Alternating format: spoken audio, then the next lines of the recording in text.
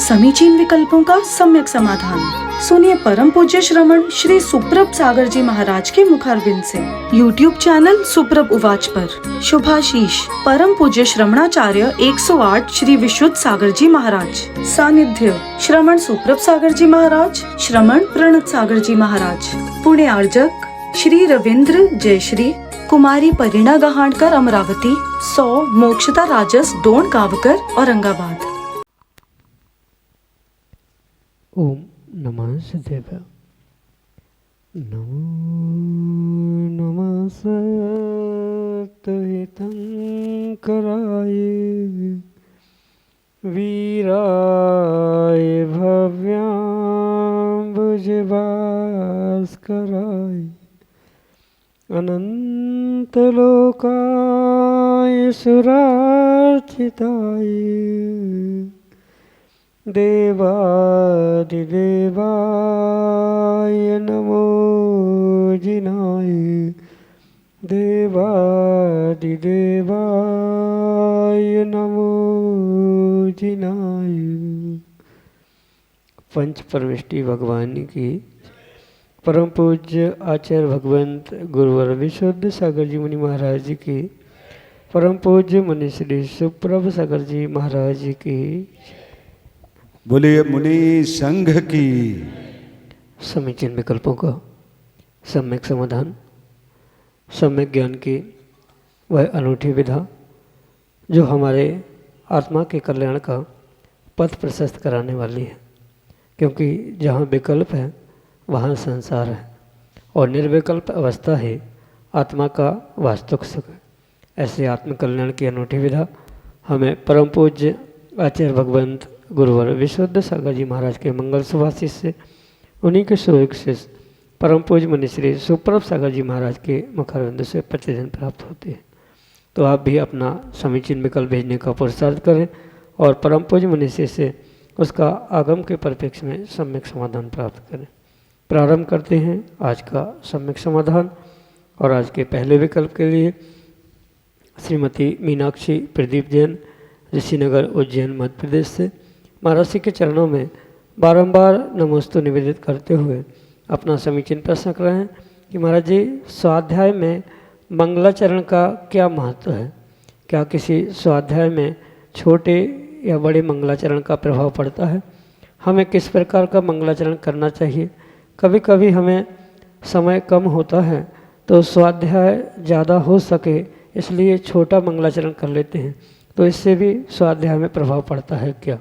हमारे समीचीन विकल्प का सम्यक समाधान करने की अनुकंपा करें। नमोस्तु महाराज जी, नमोस्तु।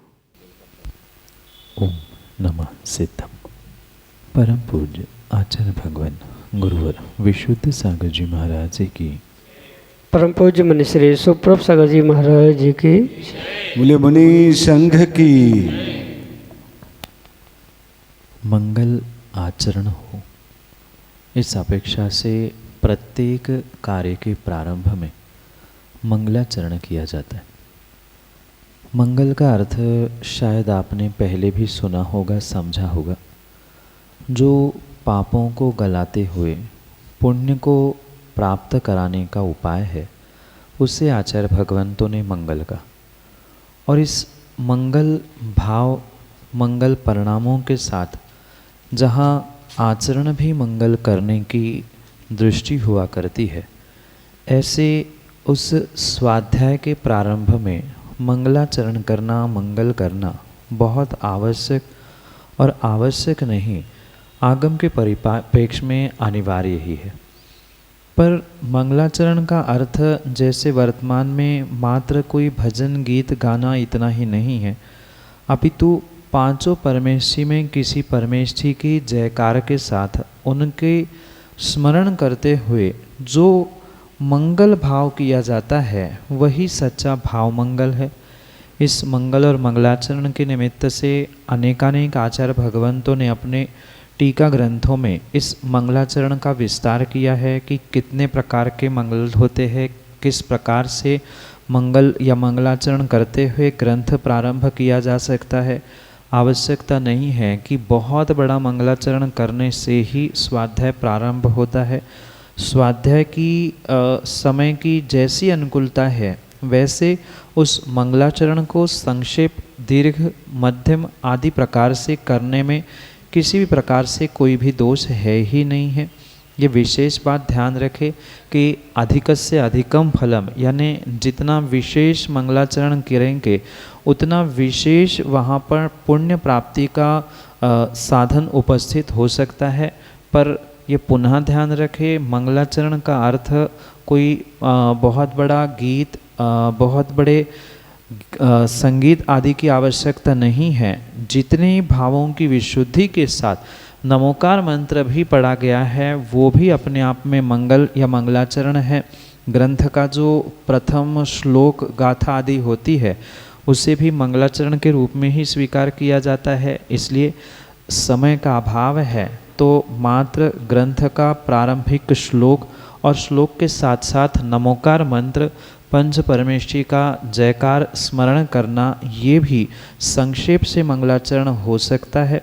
उसके अलावा जो ग्रंथों के प्रारंभ में मूल ग्रंथकर्ता, उत्तर ग्रंथकर्ता, मंगलम भगवान वीरों से लेकर ये पूर्ण रूप से बृहद स्तर पे मंगलाचरण देखने में आता है, वो भी करेंगे तो जितना बड़ा करेंगे भावों की विशुद्धि उतनी बड़ी होगी और उतनी ही पुण्य की प्राप्ति वहाँ होगी, पर उतना समय नहीं है। तो संक्षेप नमोकार मंत्र और ग्रंथ का पहला श्लोक मंगलाचरण में के रूप में करते हुए जयकार लगाकर आप ग्रंथ का स्वाध्याय कर सकते हैं। इसमें कोई किसी प्रकार से दोष पाप नहीं है। पर जैसे कि कहा कि जितना अधिक करेंगे उतना अधिक फल वहाँ मिलने की संभावना है, इसलिए ये ध्यान रखते हुए ही इस स्वाध्याय के मंगलाचरण और प्रत्येक कार्य के मंगलाचरण को समझना होगा। यही आपके लिए सम्यक समाधान। साहगढ़ मध्य प्रदेश से बाल ब्रह्मचारिणी रूबी दीदी अगले समीचन में कल। चर्या श्रोमणी आचार्य भगवान श्री विशुद्ध सागर जी महाराज के परम प्रभावक शिष्य परम पूज्य मुनिवर श्री सुप्रभ सागर जी और प्रणत सागर जी महाराज के पावन दो चरणों में कोटि कोटि नमोस्तु।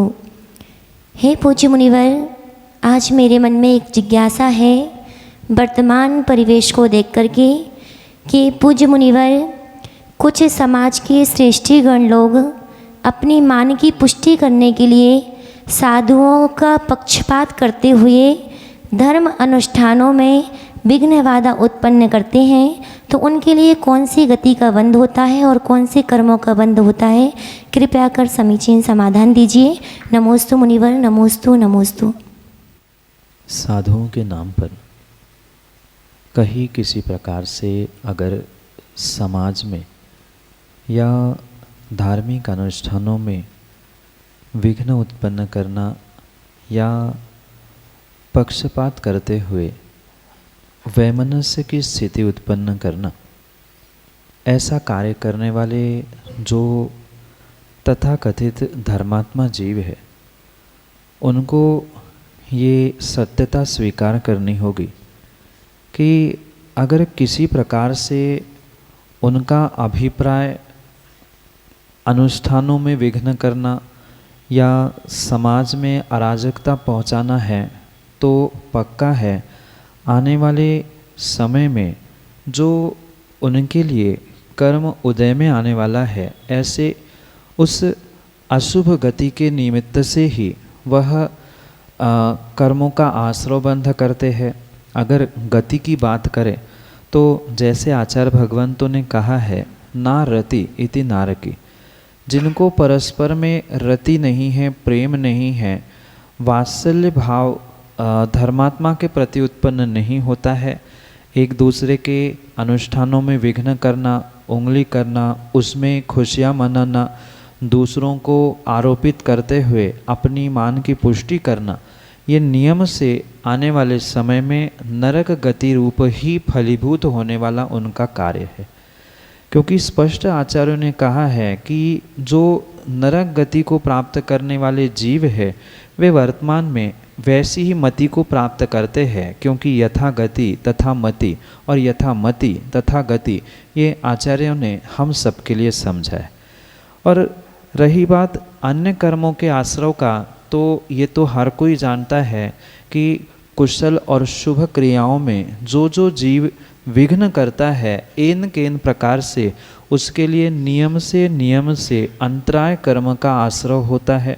और सम्यक वर्धिनी क्रिया में पुरुषार्थ करते हुए मतलब विघ्न करते हुए किसी साधु, किसी धर्मात्मा, किसी भी व्यक्ति के प्रति अगर अवर्णवाद की भूमिका है तो वहाँ अवर्णवाद करने से, चाहे वह संघ का अवर्णवाद हो, श्रुत का, आगम का, भगवान का, गुरु का, किसी का भी अवर्णवाद क्यों न हो, नियम से वह दर्शन मोहिनी जैसे कर्म को भी जिसकी अधिकतम सीमा 70 कोड़ा कोड़ी तक है, उतनी 70 कोड़ा कोड़ी तक समय तक सम्यक दर्शन प्राप्त नहीं होने वाले तीव्र उस दर्शन मोहिनी कर्मों को भी प्राप्त करता है।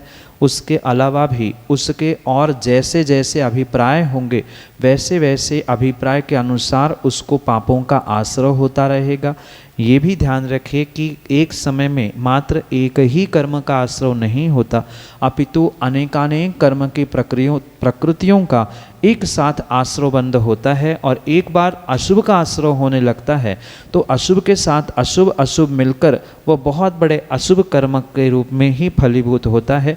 लड़ाई झगड़े करवाना, 3-13 पंचायतों में समाज को उलझाकर दिग्भ्रमित कर देना, ऐसा पुरुषार्थ करने वाले उन व्यक्तियों को पूर्ण रूप से आने वाले समय में नरक गति, और नरक गति ही नहीं, आने वाले समय में और भी ऐसे दुखदायक योनियों के साथ साथ असाता वेदनी, दर्शन मोहिनी आदि आदि अनेक अंतराय कर्म के साथ साथ कर्मों का आश्रयबंध होता है। यही आपके लिए सम्यक समाधान। संतोष जैन, जतारा, मध्य प्रदेश से अगली समीचीन विकल्प।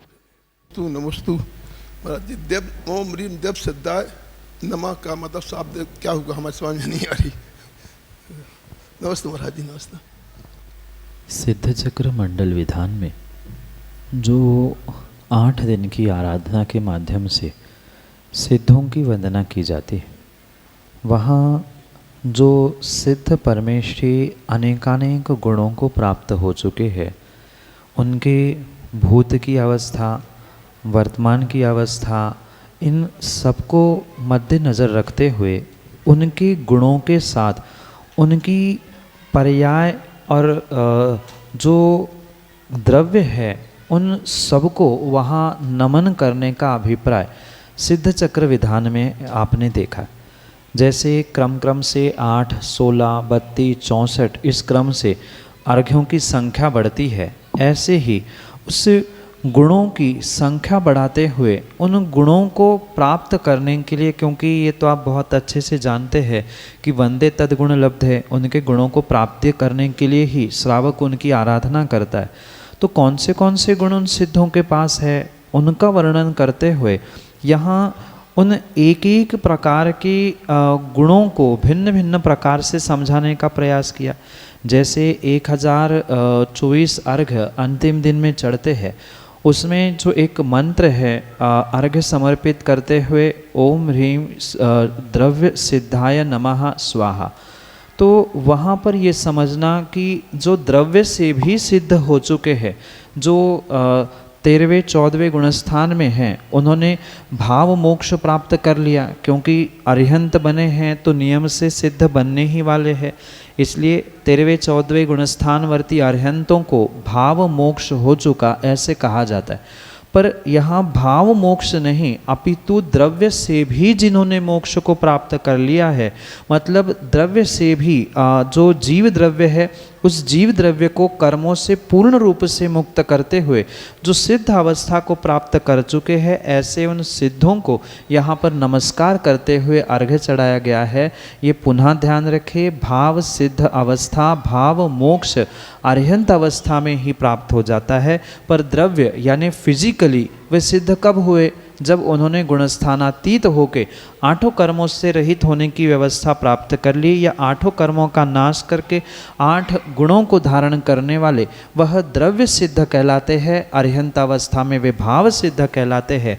इस अपेक्षा से जो सिद्धालय में पहुँचे चुके सिद्ध भगवान हैं, उनको यहाँ नमस्कार करते हुए ओम ह्रीम द्रव्य सिद्धाय नमः स्वाहा इस प्रकार का मंत्र प्राप्त होता है। यही आपके लिए सम्यक समाधि। श्रीमती नीलू जैन, जतारा मध्य प्रदेश से अगले समीचीन विकल्प। मैं नमोस्तु नमोस्तु नमोस्तु।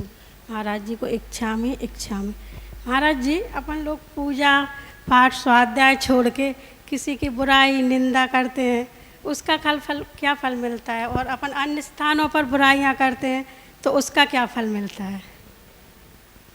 अपन पूजा कर रहे हैं, पूजा छोड़ के किसी की बुराइयां करने लगे, स्वाध्याय कर रहे हैं तो उसकी बुराइयां करने लगे, पर उसका क्या फल मिलता है? और अन्य स्थानों पे बुराइयां करते हैं तो उसका क्या फल मिलता है? समाधान कीजिए। परात्म निंदात्म प्रशंसे सत्सद गुणोच्छादने नीचे गोत्रस्य। भगवान उमा स्वामी महाराज आपके प्रश्न का बहुत अच्छे से उत्तर देते हुए कहते हैं कि जो व्यक्ति आत्म प्रशंसा यानी स्वयं की प्रशंसा के पीछे दूसरों की निंदा करता है, उसे नियम से नीच गोत्र का ही आश्रय होता है। जिस गोत्र में, जिस कुल में किसी प्रकार से तीर्थंकर भगवान का अभिषेक नहीं किया जाता, मुनिराजों के हाथ पर ग्रास रखने की जिन कुल गोत्रों में शक्ति नहीं होती, ऐसे उन गोत्रों को, ऐसे उन कुलों को नीच गोत्र, नीच कुल कहा जाता है। और जो दूसरों की बुराई करता है, उन प्रत्येक व्यक्ति को नीच गोत्र का ही आश्रय होता है। ये विशेष बात मां ध्यान रखने योग्य है कि उच्च गोत्र और नीच गोत्र ये उत्तर प्रकृतियाँ होने के कारण से अंतर मुहूर्त में ही वह बदल सकती है। मूल प्रकृति गोत्र है और उसके अंतर्गत ये दो उत्तर प्रकृतियाँ कहे जाते, और उत्तर प्रकृतियों में संक्रमण होना स्वाभाविक है। उच्च गोत्र में जन्मने वाला जीव भी अगर कहीं किसी की बुराई निंदा करता है तो उसका अंतर मुहूर्त में भी कुल या गोत्र नीच रूप होने में समय नहीं लगती है। ये सोच समझकर ही व्यक्तियों को दूसरे की बुराई निंदा आदि करनी चाहिए। ये सत्य है, जब सामान्य स्थानों में निंदा बुराई करने का नीच गोत्र रूप फल है, उसमें फिर भी बदलाव होने की संभावना है।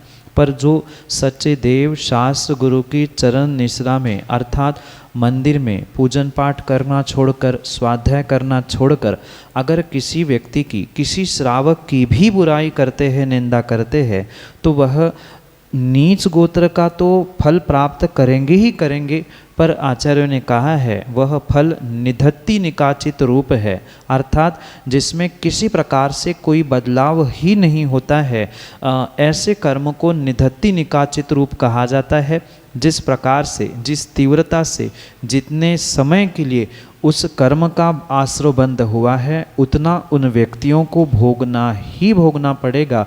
जब एक सामान्य श्रावक धर्मात्मा का निंदा या बुराई करने का इतना बड़ा फल है, तो अगर कोई विशेष धर्मात्मा, त्यागी, व्रती, साधु, गुरु आदि की निंदा कर रहा है, तो नियम से वह वज्र लेप के समान ही हुआ करता है। जैसे नीतिकारों ने कहा है, अन्य क्षेत्रे कृतं पापम धर्म क्षेत्रे विनश्यति, धर्म क्षेत्रे कृतं पापम वज्रलेपो भविष्यति। यानी अन्य स्थानों में किया गया पाप धर्म क्षेत्र में पहुंचकर, मंदिर आदि में पहुंचकर, गुरु चरण निश्रा में पहुंचकर फिर भी धुलने की संभावना है, पर उनके ही चरण निश्रा में यानी मंदिर जी में, धर्म क्षेत्रों में, गुरु चरणों में किए गए कर्मों का आश्रयबंध वज्रलेपो भविष्यति यानी वज्रलेप के समान भविष्य तक उन्हें सताने के लिए, दुख देने के लिए कार्यकारी निमित्त होता है। यही आपके लिए सम्यक समाधान। महेंद्र कुमार जैन, जतारा टीकमगढ़ मध्य प्रदेश से अगले समीचीन विकल्प। नमोस्तु गुरुदेव, नमोस्तु गुरुदेव, नमोस्तु गुरुदेव। हे गुरुदेव, मनुष्य और सौदामिंद में बड़ा कौन होता है? यदि मनुष्य बड़ा होता है तो अपन विशेष अवसरों पर जैसे पंच कल्याण हुए या विशेष कोई त्यौहार वगैरह हुए तो पात्रों का चयन क्यों करते हैं फिर? नमस्ते गुरुदेव। देखा जाए तो मनुष्य भी बड़ा है और सौधर्मेंद्र भी बड़ा, पर दोनों के बड़प्पन की अपेक्षा यहाँ पर भिन्न भिन्न प्रकार से समझने की आवश्यकता है। क्योंकि जिस अपेक्षा से मनुष्य बड़ा है, उस अपेक्षा से सौधर्म छोटा है, और जिस अपेक्षा से स्वधर्म का बड़प्पन है उस अपेक्षा से मनुष्य छोटा ही स्वीकार किया जाता है। और इसी कारण से प्रत्येक विशेष अनुष्ठानों में इंसानों का चयन नहीं किया जाता, किसी भक्तों का चयन नहीं किया जाता, अपितु जो अनीचा भक्ति करने में विशेषज्ञ कहे जाते हैं, जिस कारण से उनकी विशेष भक्ति प्रदर्शित होती है, ऐसे उन इंद्रों का ही चयन किया जाता है।